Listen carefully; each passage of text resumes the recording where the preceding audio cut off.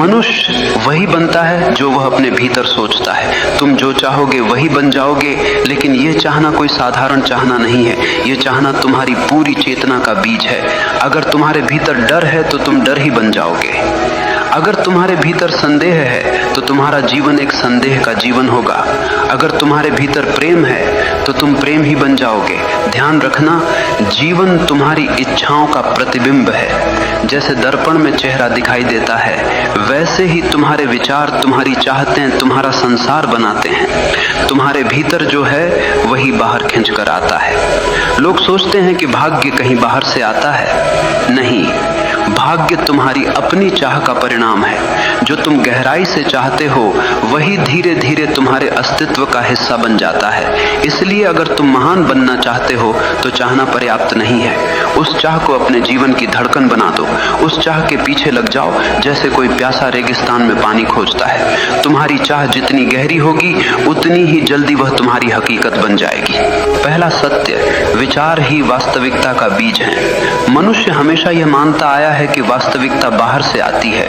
वह सोचता है कि किस्मत आसमान से गिरती है, अवसर समाज देता है और सफलता संयोग से मिलती है, लेकिन यह केवल एक भ्रम है। सच्चाई यह है कि वास्तविकता की जड़ें तुम्हारे भीतर हैं। तुम्हारे विचार ही वह बीज हैं जिनसे तुम्हारा भविष्य जन्म लेता है। अगर बीज रोगी हो तो पेड़ कभी फलदार नहीं हो सकता, और अगर बीज स्वस्थ हो तो कोई भी तूफान तुम्हें रोक नहीं सकता। ध्यान दो, अगर कोई बच्चा बचपन से सुनता रहे कि तू कुछ नहीं कर सकता, तू निकम्मा है, तो धीरे धीरे वह बच्चा सच में वही बन जाता है। वह विश्वास ही नहीं करता कि वह कुछ कर सकता है। उसके विचार ही उसे कैद कर देते हैं। लेकिन वही बच्चा अगर यह सुनता रहे कि तेरे भीतर अनंत संभावनाएं हैं, तू कर सकता है, तो उसकी चाल बदल जाती है, उसका आत्मविश्वास बदल जाता है। वह कठिन से कठिन परिस्थिति को भी चुनौती की तरह स्वीकार करता है। तुम्हें समझना होगा कि विचार कोई छोटी चीज नहीं है। विचार ऊर्जा है, और यह ऊर्जा निरंतर तुम्हारी आभा, तुम्हारी भाषा, तुम्हारे निर्णय और तुम्हारी यात्रा को आकार देती है। तुम्हारे विचार तुम्हें या तो कैदी बना सकते हैं या मुक्त कर सकते हैं। अगर तुम्हारे विचार संदेह, भय और हीनता से भरे हैं तो तुम चाहे कितनी भी कोशिश कर लो, तुम्हारा जीवन बार बार वहीं लौटेगा जहां से चला था। लेकिन अगर तुम्हारे विचार प्रेम, साहस और आत्मविश्वास से भरे हैं तो परिस्थितियां तुम्हारे विरुद्ध होते हुए भी तुम्हारे पक्ष में काम करने लगेंगी। मन एक चुंबक है, वह वैसा ही खींचता है जैसा वह सोचता है। अगर तुम अपने भीतर रोशनी रखोगे तो अंधेरा कितनी भी कोशिश कर ले तुम्हें डुबा नहीं पाएगा। अगर तुम अपने भीतर अंधकार पालोगे तो सूर्य भी सामने आकर तुम्हें रोशन नहीं कर पाएगा। याद रखो, तुम्हारे विचार ही तुम्हारे भाग्य के निर्माता हैं, और भाग्य बाहर कहीं नहीं है, वह हर पल तुम्हारे मन में बुना जा रहा है। इसलिए सबसे पहला कदम है अपने विचारों को पहचानो। हर नकारात्मक विचार को पकड़ो और देखो कि वह तुम्हें कहां ले जाएगा, और फिर उसे छोड़ दो। हर सकारात्मक विचार को पोषित करो, क्योंकि वही तुम्हें वहां ले जाएगा जहां तुम जाना चाहते हो। विचार बदलो तो जीवन बदल जाएगा। विचार ऊंचे रखो तो जीवन ऊंचाइयों तक पहुंचेगा, और अगर विचार गहरे हों तो जीवन भी गहराई पा जाएगा।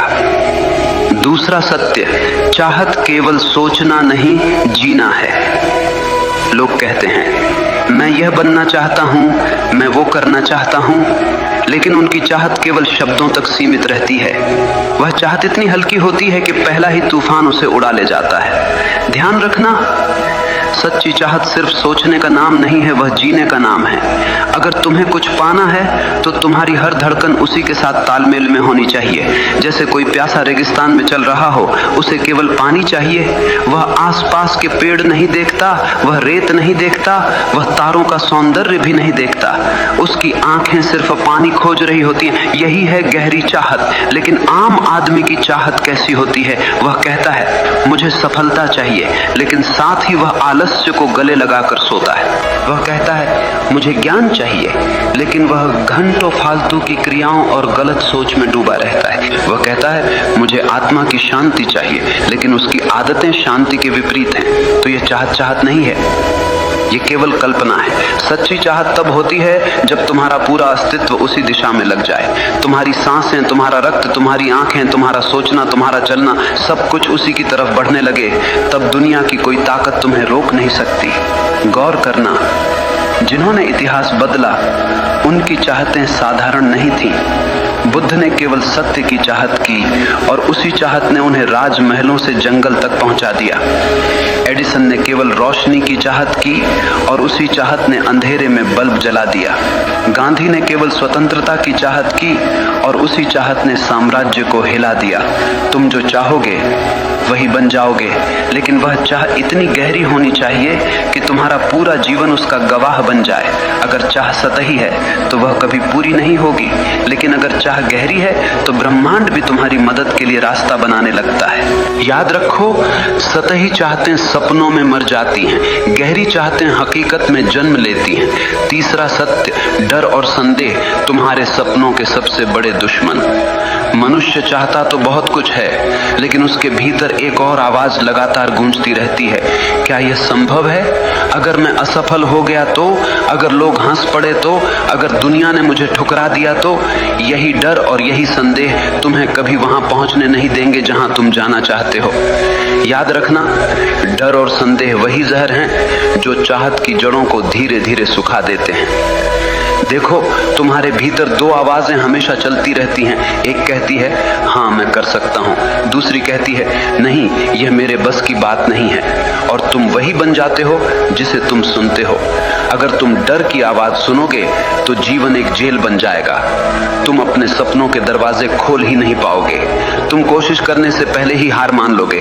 डर तुम्हें यकीन दिलाएगा कि सुरक्षित रहना ही समझदारी है, लेकिन ध्यान रखना, सुरक्षित रहने वाले लोग कभी महान नहीं बनते, वे केवल भीड़ में गुम हो जाते हैं। और अगर तुम साहस की आवाज सुनोगे तो दुनिया कहेगी पागल है, लेकिन वही पागलपन तुम्हें ऊंचाइयों पर ले जाएगा। हर महान इंसान को कभी न कभी पागल कहा गया है, क्योंकि उसने डर को नकार दिया और संदेह को त्याग दिया। ध्यान से समझना, डर असली नहीं होता, वह केवल एक कल्पना है। तुम सोचते हो कि भविष्य में कुछ गलत होगा, लेकिन भविष्य अभी आया ही कहां है। तुम डर को अपनी सोच से पैदा करते हो और फिर उसी डर में जीते हो। इसलिए अगर तुम सच में वही बनना चाहते हो जो तुम चाहते हो, तो सबसे पहले अपने डर को पहचानो, उसे चुनौती दो। हर बार जब डर कहे तू नहीं कर सकता, तुम्हारा उत्तर होना चाहिए मैं करके दिखाऊंगा। और धीरे धीरे डर कमजोर हो जाएगा, साहस मजबूत हो जाएगा। याद रखना, डर तुम्हें कैद करता है, साहस तुम्हें मुक्त करता है। जो इंसान अपने डर से ऊपर उठ गया, वह चाहे कुछ भी चाह ले पूरा करके रहेगा, क्योंकि अब उसके रास्ते में कोई रुकावट नहीं है। चौथा सत्य, परिस्थितियां तुम्हें नहीं गढ़ती, तुम्हारा दृष्टिकोण गढ़ता है। लोग हमेशा शिकायत करते रहते हैं, मेरी हालत खराब है, मेरी परिस्थितियां कठिन हैं, मेरा परिवार मेरा साथ नहीं देता, समाज मुझे रोकता है। लेकिन ध्यान से सुनो, परिस्थितियां कभी किसी को महान नहीं बनाती और न ही किसी को छोटा करती हैं। महान वही बनता है जो कठिन परिस्थितियों को सीढ़ी बना लेता है, और छोटा वही रह जाता है जो परिस्थितियों को बहाना बना लेता है। जीवन में तूफान आएंगे, कभी गरीबी का तूफान, कभी असफलता का, कभी अकेलेपन का। लेकिन असली प्रश्न यह नहीं है कि तूफान कितना बड़ा है, असली प्रश्न यह है कि तुम उसे देखने का दृष्टिकोण क्या रखते हो। एक ही परिस्थिति में दो इंसान होते हैं, एक टूट जाता है, हार मान लेता है, दूसरा उसी परिस्थिति में और भी मजबूत हो जाता है। फर्क केवल दृष्टिकोण का होता है। अगर तुम्हारा दृष्टिकोण यह है कि हर मुश्किल मुझे कुछ सिखाने आई है, तो वह मुश्किल तुम्हारा शिक्षक बन जाएगी। लेकिन अगर तुम्हारा दृष्टिकोण यह है कि मुश्किलें मुझे तोड़ने आई हैं, तो वह मुश्किल सच में तुम्हें तोड़ देगी। याद रखना, जीवन कभी तुम्हारे हिसाब से नहीं चलेगा, लेकिन तुम्हारे पास एक आजादी हमेशा है। कैसे प्रतिक्रिया देनी है, यह तुम पर निर्भर करता है। बुद्ध ने कहा था, दुख तुम्हारे पास आता है, लेकिन दुख को पकड़ कर रखना तुम्हारा चुनाव है। तुम्हें यह समझना होगा कि तुम्हारे सपनों को रोकने वाली सबसे बड़ी दीवार बाहर की दुनिया नहीं है, बल्कि तुम्हारे अंदर का नकारात्मक दृष्टिकोण है। अगर तुम चाहो तो हर परिस्थिति को अवसर में बदल सकते हो, ठीक वैसे ही जैसे सीप में रेत का छोटा सा कण मोती बन जाता है। वही रेत अगर बाहर पड़ी रहती तो कोई मूल्य न होता, लेकिन सीप ने उसे मोती बना दिया, क्योंकि उसने उसे स्वीकारा और रूपांतरित किया। तुम्हारा जीवन भी वैसा ही है। परिस्थितियां रेत के दाने हैं, अगर तुम उन्हें सही दृष्टिकोण से पकड़ोगे